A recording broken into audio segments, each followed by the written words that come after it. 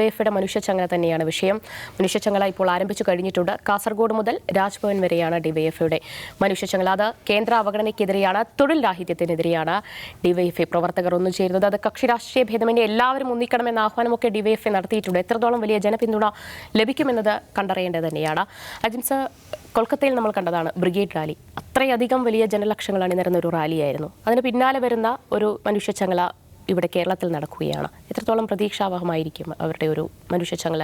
കൊൽക്കത്തയിലെ ബ്രിഗേഡ് റാലിയായിട്ട് കേരളത്തിലെ ഡിവൈഎഫ്ഐയുടെ ഒരു സമരത്തെ അല്ലെങ്കിൽ CPM ഒരു സമരത്തെ താരതമ്യം പറ്റില്ല. അത് ലക്ഷങ്ങൾ എന്ന് പറയുമ്പോൾ അതിലിപ്പോൾ 1-2 ലക്ഷം അതേക്കാം. പക്ഷേ ഇതിൽ അണിനിരക്കുന്ന 20 ലക്ഷം 30 ലക്ഷമാണ്. അപ്പോൾ അത് തമ്മിലൊരു താരതമ്യമില്ല. കാരണം ഇത് കേരളത്തിൽ ഈ ഒരു പരിപാടി, അത് വടക്ക് നിന്ന് തെക്ക് വരെ മുറിയാത്ത ഒരു മനുഷ്യചങ്ങല തീർക്കുക എന്നുള്ളത് അത് ഒരു CPMൻ്റെ ഒരു USP സമര രീതിയാണ്. CPM ആണ് അത് അത്തരം സമരങ്ങൾ. DYFI തന്നെയാണ് അതിന് തുടക്കം കുറിച്ചത് 1987. 1987 ആ സമരത്തിൽ 30 ലക്ഷം പേര് പങ്കെടുത്തു എന്നാണ് പറയുന്നത്. 30 ലക്ഷം പേര് പങ്കെടുക്കാമെന്ന് ആലോചിച്ച് നോക്കുക. ഇതിലിപ്പോൾ 20 ലക്ഷമാണ് DYFI അവകാശപ്പെടുന്നത്, 20 ലക്ഷം പങ്കെടുക്കുന്നതാണ്. അന്ന് 30 ലക്ഷം പേര് പങ്കെടുത്ത് 1987 ഒന്ന് ആലോചിച്ച് നോക്കുക. അന്ന് ഒരു 87 സ്വാതന്ത്ര്യ ദിനത്തിനാണ് അത് ചെയ്തത്. രാജ്യത്ത് വിഘടനവാദവും വർഗീയവാദവും വർദ്ധിച്ചു വരുന്ന സാഹചര്യത്തിൽ രാജ്യത്ത് ദേശീയോത്ഗ്രഥന പരിപാടിയായിട്ടാണ്, ഒരു പ്രൊട്ടസ്റ്റായിട്ടല്ല അത് പ്ലാൻ ചെയ്ത് നടപ്പാക്കിയത്. അപ്പോൾ അതിനെതിരെയും വിമർശനമൊക്കെ ഉണ്ടായിരുന്നു കേട്ടോ.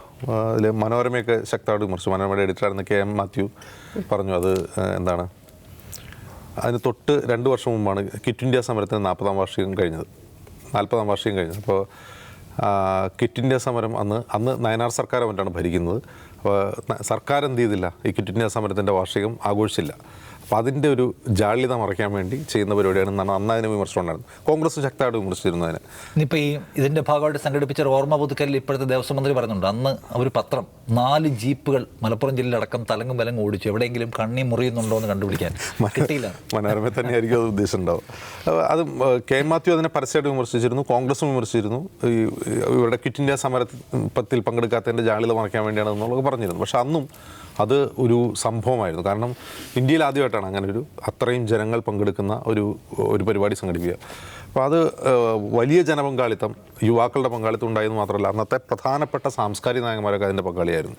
അന്ന് വൈക്കം, തകഴി, VKN, ആനന്ദ് എന്ന് തുടങ്ങി അന്ന് ജീവിച്ചിരുന്ന മുഴുവൻ എഴുത്തുകാരും സാംസ്കാരിക പ്രവർത്തകരും മുഴുവൻ ആ പരിപാടിയിൽ പങ്കെടുത്തു, അല്ലെങ്കിൽ ആ മനുഷ്യചങ്ങലിൽ പങ്കാളിയായിരുന്നു. അതുകൊണ്ട് തന്നെയാണ് അത് വലിയ ശ്രദ്ധേയമായതും വലിയ ജനപങ്കാളിത്തം. 30 ലക്ഷം പേര് പങ്കെടുക്കുക. അന്നത്തെ കാലത്ത് ആലോചിച്ച് നോക്കുക. അന്ന് M വിജയകുമാർക്ക് DYFI നേതാവായിരുന്നു, പഴയ സ്പീക്കർ M വിജയകുമാർ. അങ്ങനെ S ശർമ്മ, പഴയ മന്ത്രി S ശർമ്മയൊക്കെ അന്ന് DYFI നേതാവാണ്. ഞാൻ നേരത്തെ പറഞ്ഞ കാര്യം ശർമ്മ പറഞ്ഞാണ് കേട്ടോ. അതെ. അപ്പോൾ അത്ര വലിയ അന്ന് ശ്രദ്ധേയമായൊരു പരിപാടിയായിരുന്നു. പിന്നീട് CPMൻ്റെ അത്തരത്തിലുള്ള മനുഷ്യച്ചങ്ങല പിന്നെയും കണ്ടിട്ടുണ്ട്. മനുഷ്യമതിൽ നമ്മൾ കണ്ടിട്ടുണ്ട്. മനുഷ്യച്ചങ്ങല പിന്നെ നടക്കുന്ന 2012 ആസിയാൻ കരാറിനെതിരെ ഒരു മനുഷ്യച്ചങ്ങല ഉണ്ടായിട്ടുണ്ട് 2012. അപ്പോൾ അങ്ങനെ പല ഘട്ടങ്ങളിൽ അത്തരത്തിലുള്ള സമര രീതികൾ ഇവർ ചെയ്യുന്നുണ്ട്. ഞാൻ പറയുന്നത് ഇപ്പോഴത്തെ സാഹചര്യത്തിൽ ഈ സമരം 2 രീതിയിൽ CPMന് ഗുണകരമാണ്. ഒന്ന്, സംസ്ഥാനം CPMന് ഗുണകരമാണ്. അതിൻ്റെ കാരണം സംസ്ഥാനം ഒന്ന് സാമ്പത്തിക പ്രതിസന്ധി നേരിടുകയാണ്. ഈ സാമ്പത്തിക പ്രതിസന്ധി ഉണ്ട് എന്നുള്ള ഒറ്റ കാരണം കൊണ്ട് ജനപ്രീതി കുറഞ്ഞുകൊണ്ടിരിക്കുന്ന ഒരു സർക്കാരാണ് നമ്മൾ ഭരിക്കുന്നത്. അതർവൈസ് ഇപ്പോൾ ഈ പറയുന്ന രീതിയിൽ ഇപ്പോൾ ഈ DYFIയുടെ സമരത്തിന് 3 മുദ്രാവാക്യങ്ങളാണുള്ളത്. ഒന്ന്, റെയിൽവേ അവഗണന. നമ്മൾ പ്രത്യേകം ശ്രദ്ധിക്കേണ്ട കാര്യം, കേരയിൽ വേണമെന്ന് പറഞ്ഞിട്ടല്ല ഈ സമരം. കേരയിൽ എന്നൊരു വാക്കേ DYFI ഇതിൽ മിണ്ടുന്നില്ല. കേരയിൽ വേണമെന്ന് പറഞ്ഞിട്ടല്ല, നിലവിലുള്ള റെയിൽ സംവിധാനത്തോട് നമ്മൾ അവഗണനയുണ്ട്. ജനറൽ കമ്പാർട്ട്മെൻറ്റുകളുടെ എണ്ണം കുറയ്ക്കുന്നു, AC കമ്പാർട്ട്മെൻറ്റുകളുടെ എണ്ണം കൂട്ടുന്നു. മൊത്തത്തിൽ പൊതുവെ റെയിൽവേ വകുപ്പ് കേരളത്തോട് കാണിക്കുന്ന അവഗണനയാണ് പ്രധാനമായും. ഇതേ വിഷയം വെച്ചുകൊണ്ട് മുമ്പ് DYFI സമരം ചെയ്തിട്ടുണ്ട്. അത് 1999 അന്നും ഇടതുപക്ഷം ഭരിക്കുമ്പോഴായിരുന്നു. LDF ഭരിക്കുമ്പോൾ നയനാർ സർക്കാരിൻ്റെ കാലത്ത് കാസർഗോഡ് ടു തിരുവനന്തപുരം റെയിൽവേ ലൈനിന് സമാന്തരമായിക്കൊണ്ട് ഒരു മനുഷ്യചങ്ങല തീർത്തിട്ടുണ്ട്. ഇന്ന് അതേ വിഷയം ഈ വിഷയത്തിൽ ഉന്നയിക്കുന്നുണ്ട്. അപ്പോൾ അതൊരു റിയൽ ഇഷ്യൂ ആണ്. ആ റിയൽ ഇഷ്യൂ ഉന്നയിക്കുകയാണ്. അതേസമയം കേരയിൽ വേണമെന്ന് ആ മുദ്രാവാക്യങ്ങളിലൂടെയും പറയുന്നുമില്ല. രണ്ടാമത്തെ കാര്യം തൊഴിലില്ലായ്മയാണ്. നിയമനങ്ങൾ ഇല്ലാതാക്കുന്ന പുതിയ തൊഴിൽ നയം, അത് തൊഴിൽ ലഭ്യത സൃഷ്ടിക്കാത്ത കേന്ദ്ര സർക്കാർ നയങ്ങൾക്കെതിരെയാണ് ഒന്ന്. അതും ഒരു റിയൽ ഇഷ്യൂ ആണ്. മൂന്നാമത്തെ വിഷയമാണ് സംസ്ഥാനങ്ങളെ സാമ്പത്തികമായി ഉപരോധിക്കുന്ന കേന്ദ്ര നയത്തിനെതിരെയുള്ള സമരം. അതും റിയൽ ഇഷ്യൂ ആണെന്ന് ഇന്നലെ പുറത്തു വന്ന വാർത്തയിൽ നിന്ന് തെളിഞ്ഞു. എങ്ങനെയാണ് സംസ്ഥാനങ്ങളെ, അത് പ്രധാനമന്ത്രി നേരിട്ട് ഇടപെട്ടുകൊണ്ട് ഒരു ധനകാര്യ കമ്മീഷനെ നേരിട്ട് സംസാരിച്ച് വിഹിതം വെട്ടിക്കുറയ്ക്കണമെന്ന് ആവശ്യപ്പെട്ടു തെളിവ് സഹിതം ഒരു വാർത്ത പുറത്തു വരികയാണ്. അപ്പോൾ അതൊരു വളരെ റിയൽ ഇഷ്യൂ ആണ്. ശരിക്കും പറഞ്ഞാൽ എല്ലാ പ്രതിപക്ഷ കക്ഷികളും ആ ഇഷ്യൂവിലെങ്കിലും DYFIയോട് ചേർന്ന് നിൽക്കേണ്ടതാണ്. പ്രതിപക്ഷം ഞാൻ ഉദ്ദേശിക്കുന്നത് ഇന്ത്യ മുന്നണിയുടെ ഭാഗമായ കക്ഷികൾ ആ വിഷയത്തിൽ DYFIയോട് ചേർന്ന് നിൽക്കേണ്ടതാണ്. അപ്പോൾ അതുകൊണ്ട് തന്നെ ഈ 3 മുദ്രാവാക്യങ്ങളും റിയൽ ഇഷ്യൂ ആയതുകൊണ്ടും ഒരു രാഷ്ട്രീയ പ്രശ്നമായതുകൊണ്ടും എല്ലാ ജനങ്ങളെയും ബാധിക്കുന്ന ഒന്നായതുകൊണ്ടും ഇന്ന് ഇപ്പോൾ നടന്നുകൊണ്ടിരിക്കുകയാണ്. ആ സമരത്തിന് വളരെ വളരെ പ്രാധാന്യമുണ്ട്, ദേശീയ പ്രാധാന്യമുള്ള സമരം തന്നെയാണ് തീർച്ചയായിട്ടും DYFI ചെയ്തുകൊണ്ടിരിക്കുന്നത്. പക്ഷേ അവിടെ നമ്മൾ 87 കണ്ട ഒരു പങ്കാളിത്തം ഇതിലുണ്ടാവുന്നുണ്ടോ എന്നുള്ളതും ശ്രദ്ധിക്കേണ്ടതാണ്. അതിൻ്റെ ഒരു പ്രധാനപ്പെട്ട കാരണം ഇന്ത്യ മുന്നണിയുടെ ഭാഗമായ UDF കക്ഷികൾ ഇതിൽ നിന്ന് വിട്ടു നിൽക്കുന്നു. അവർ ഉന്നയിക്കുന്ന വേറെ പല കാരണങ്ങളാണ്. കാരണം കേന്ദ്രത്തിൻ്റെ അവഗണന ഉണ്ട് എന്നുള്ള റിയൽ ഇഷ്യൂ നിലനിൽക്കെ തന്നെ ഈ സർക്കാരിന് ഉത്തരവാദിത്ത കുറവുണ്ട്, ഈ സർക്കാരിൻ്റെ കെടുകാര്യസ്ഥതയാണ് സംസ്ഥാനത്തെ ഈ സ്ഥിതിയിലേക്ക് നയിച്ചതെന്നവർ ആരോപണം ഉന്നയിക്കുന്നു. അത് തികച്ചും രാഷ്ട്രീയമായ കാരണങ്ങളായിരിക്കാം. പക്ഷേ എങ്കിൽ പോലും ഈ നടക്കുന്ന സമരം ദേശീയ തലത്തിൽ ശ്രദ്ധിക്കപ്പെടാവുന്ന ഒരു സമരം തന്നെയാണ്. DYFIക്ക് അതുകൊണ്ട് പല ഗുണങ്ങളുണ്ട്. ഒന്ന്, ഈ വിഷയം ഉന്നയിക്കാം. ഒന്ന്, സർക്കാരിനെ ഈ കാര്യത്തിൽ ഡിഫെൻഡ് ചെയ്യാം. രണ്ടാമത്തെ കാര്യം, അവരുടെ സംഘടനാ സംവിധാനത്തെ ചലിപ്പിക്കാം.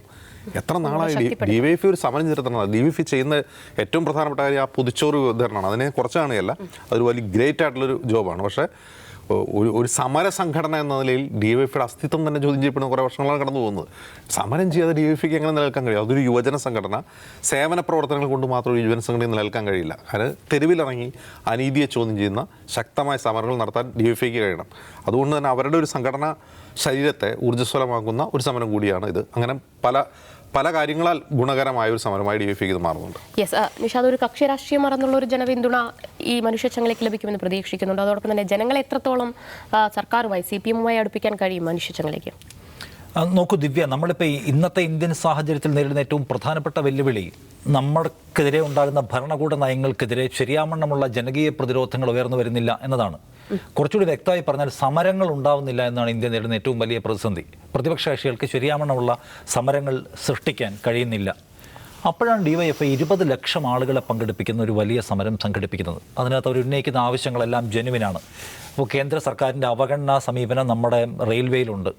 റെയിൽവേയിലടക്കം 3 ലക്ഷം പേരുടെ തൊഴിൽ ഒഴിഞ്ഞു കിടക്കുകയാണ്, അവിടെ ആളുകളെ നിയമിക്കുന്നില്ല.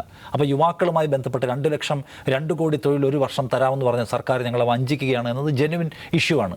മൂന്നാമത്തേത് സാമ്പത്തിക ഉപരോധം. നേരത്തെ ചൂണ്ടിക്കാണിച്ചതുപോലെ സാമ്പത്തിക ഉപരോധം എന്നത് ആസൂത്രിതമായി നടപ്പിലാക്കുന്ന ഒന്നാണ് എന്നതിൻ്റെ തെളിവുകൾ ഇപ്പോൾ പുറത്തു വന്നു കഴിഞ്ഞിട്ടുണ്ട്. ആ വിഷയങ്ങളെ മുൻനിർത്തിക്കൊണ്ടാണ് അവർ സമരം ചെയ്യുന്നത്. ഇന്നിപ്പോൾ നമ്മുടെ റിപ്പോർട്ടർ സുനിൽ ഐസക് ഒരു വീട്ടമ്മയോട് ചോദിക്കുന്നുണ്ട്, ഈ മനുഷ്യച്ചങ്ങലയിൽ പങ്കെടുക്കാൻ വന്നിരിക്കുകയാണല്ലോ, എന്തിനാണ് വന്നത് നിങ്ങൾക്കറിയാമോ എന്ന്. അപ്പോൾ അവർ പറയുന്നുണ്ട്, കേന്ദ്ര സർക്കാർ കാണിക്കുന്ന അവഗണനയ്ക്കെതിരായിട്ടുള്ള സമരമാണിത്. ആ സമരത്തിൽ പങ്കെടുക്കാനാണ് ഞാനും എൻ്റെ മക്കളും വന്നിരിക്കുന്നത്. അറ്റ്ലീസ്റ്റ് 20 ലക്ഷം മനുഷ്യരെ എന്താണ് ഈ നാട്ടിൽ നടക്കുന്നത് എന്ന കാര്യം എഡ്യൂക്കേറ്റ് ചെയ്യാൻ അവരുടെ സമരത്തിന് പറ്റിയിട്ടുണ്ട്. അവരുടെ വീട്ടുകാരെ അത് പങ്കെടുപ്പിക്കാൻ, അല്ലെങ്കിൽ അതിൽ ആ ബോധവൽക്കരണ പ്രക്രിയയിലേക്ക് കൊണ്ടുവരാൻ കഴിഞ്ഞിട്ടുണ്ട്. ഞാൻ പറഞ്ഞ ഈ കാലം ആവശ്യപ്പെടുന്ന ഏറ്റവും മർമ്മപ്രധാനമായ സംഗതിയാണ് തെരുവുകളിലെ സമരം. മനുഷ്യരെ രാഷ്ട്രീയം പഠിപ്പിക്കുക, അതവരെ എഡ്യൂക്കേറ്റ് ചെയ്യുക എന്നത് വളരെ പ്രധാന സംഗതിയാണ്. അപ്പോഴാണ് ഇത്രയും ഹ്യൂജ് ആയിട്ടുള്ള ഒരു വലിയ എക്സസൈസിലേക്ക് ഇവർ പോകുന്നത്. 20 ലക്ഷം പേരെ പങ്കെടുപ്പിക്കുന്നത്, ഒരിടത്തും കണ്ണി മുറിയാത്ത മനുഷ്യർ പങ്കെടുക്കുന്നു. ഇപ്പോൾ M. മുകുന്ദനെ പോലെയുള്ള സാഹിത്യകാരന്മാരൊക്കെ ഓരോ ഭാഗത്തിൻ്റെ ഭാഗമാകുന്നുണ്ട്. CPM-മാർ, ഹാർഡ് CPM-മാരോ DYFI-ക്കാർ മാത്രമൊന്നുമല്ല, സമൂഹത്തിൻ്റെ നാനാതരകളിൽ നിന്നുള്ള മനുഷ്യരെ ഇതിൻ്റെ ഭാഗമാക്കി കൊണ്ടുവരാൻ കഴിഞ്ഞിട്ടുണ്ട്. അപ്പം ഒന്നാമത്തെ ഏറ്റവും പ്രധാനപ്പെട്ട സംഗതി, ഇന്ത്യയിൽ ഇപ്പോൾ അന്യം നിന്നു പോകുന്ന കേന്ദ്ര സർക്കാരിനെതിരായിട്ടുള്ള ജനകീയ സമരങ്ങളെ വീണ്ടെടുക്കാൻ DYFIക്ക് കഴിയുന്നു. ശരിയാവണ്ണമുള്ള മുദ്രാവാക്യങ്ങൾക്കൊപ്പം അണിചേരാൻ ആളുകളെ സംഘടിപ്പിക്കാൻ അവർക്ക് കഴിയുന്നുള്ളത് പ്രധാന സംഗതിയാണ്.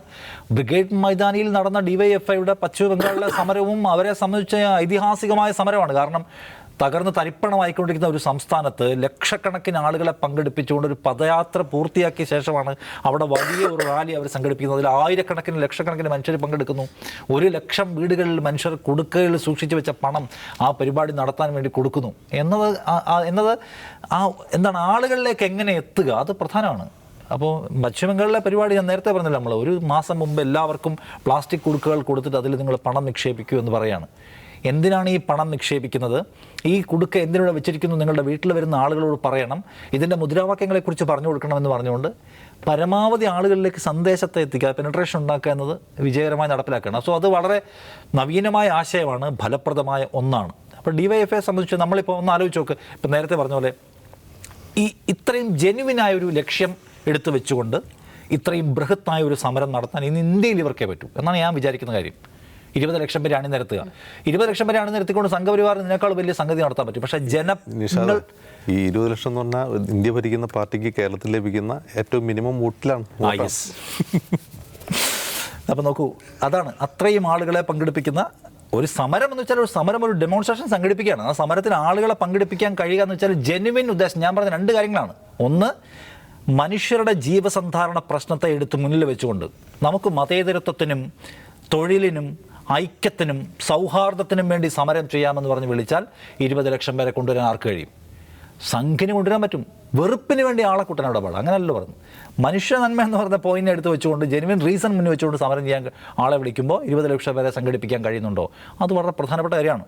അജിംസ് ഡിവൈഎഫ്ഐ സമരം ചെയ്യുന്നില്ല എന്ന് പറയുമ്പോൾ എനിക്കതിനോട് ഡിവൈഎഫ്ഐയുടെ വെബ്സൈറ്റിൽ പോയാൽ തന്നെ നമുക്ക് നിരവധിയായിട്ടുള്ള സമരങ്ങൾ കാണാം. അതായത് നമ്മൾക്ക് പോലും ശ്രദ്ധയിൽ വരാത്ത കേന്ദ്ര സർക്കാരിൻ്റെ സ്വകാര്യവൽക്കരണ നയങ്ങൾക്കെതിരെ, കമ്പനികൾ വിറ്റ് തുലയ്ക്കുന്നതിനെതിരെ, സർക്കാർ തൊഴിൽ മേഖലയിൽ സ്വീകരിക്കുന്ന സമീപനങ്ങൾക്കെതിരെ നിരന്തരമായി ഡിവൈഎഫ്ഐ സമരം ചെയ്യുന്നുണ്ട്.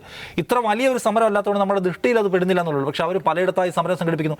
ഐ തിങ്ക് ഓരോ ആഴ്ചയും ഡിവൈഎഫ്ഐയുടെ സമര സായാഹ്നങ്ങളുടെ പോസ്റ്ററുകൾ നമ്മൾ കാണാറുണ്ട്. ചെറിയ ചെറിയ സമരങ്ങളുടെ വലിയ നെറ്റ്വർക്ക് കാണാറുണ്ട്. സോ അത് സമരമുള്ള സംഘടനയായിട്ട് പോകുന്നു. ഒപ്പം തന്നെ ഈ പറയുന്ന പോലെ തന്നെ ആളുകൾക്കിടയിൽ പ്രവർത്തിക്കുന്ന ഇപ്പോൾ വയറിയുന്നവരുടെ മീരിന്നറിയാതിരിക്കാൻ എത്ര വർഷമായിട്ട് കണ്ടിന്യൂസ് ആയിട്ട് സ്റ്റോപ്പ് ആവാതെ കൊണ്ടു നടക്കുന്നുള്ളത് അത് ഒരു വലിയ കാര്യമാണ്. അപ്പോൾ അതിന് മുമ്പ് നമ്മൾ കണ്ടിട്ടുണ്ട് ഡിവൈഎഫ്ഐ ആണ് ആഖരി കച്ചവടം നടത്തി 10 കോടി രൂപ സർക്കാരിൻ്റെ ഇതിലേക്ക് കൊടുത്ത്. സോ ഇത് നമ്മൾ അവരെ അഭിനന്ദിക്കുന്ന ഒന്നാണ്. കാരണം നമ്മുടെ രാജ്യം വളരെ ആവശ്യപ്പെടുന്ന ഒരു ഘട്ടത്തിൽ ജനാധിപത്യ സമരം എന്ന ആശയത്തെ അവർ തിരികെ കൊണ്ടുവരുന്നു. രാഹുൽ ഗാന്ധി നടത്തുന്നുണ്ടല്ലോ, അത് നമ്മളതിനെല്ലാം പോസിറ്റീവായിട്ട് കാണണം. അപ്പോൾ ആ നിലയ്ക്ക് പിന്തുണയ്ക്കപ്പെടേണ്ട ഒന്നാണ്. കക്ഷി രാഷ്ട്രീയത്തിന് അതീതമായിട്ടുള്ള രാജ്യത്തിൻ്റെ താല്പര്യം അതിനകത്തുണ്ടെന്നാണ് ഞാൻ വിചാരിക്കുന്നത്. യെസ്, അതാണ്. എന്തായാലും കേന്ദ്ര അവഗണനയ്ക്കെതിരായ മനുഷ്യശൃംഖല പ്രതിഷേധ പരിപാടിയാണ് ഇപ്പോൾ നടന്നുകൊണ്ടിരിക്കുന്നത്. അതിന്റെ ലക്ഷ്യം പരമാവധി ജനങ്ങളിലേക്ക് എത്തിക്കാൻ ഡിവൈഎഫ്ഐക്ക് കഴിയുമെന്ന് പ്രതീക്ഷിക്കാം. ഇന്നത്തെ ഔട്ട് ഓഫ് ഫോക്കസ് ഇവിടെ പൂർണ്ണമാകുന്നു. വീണ്ടും കാണാം. നമസ്കാരം.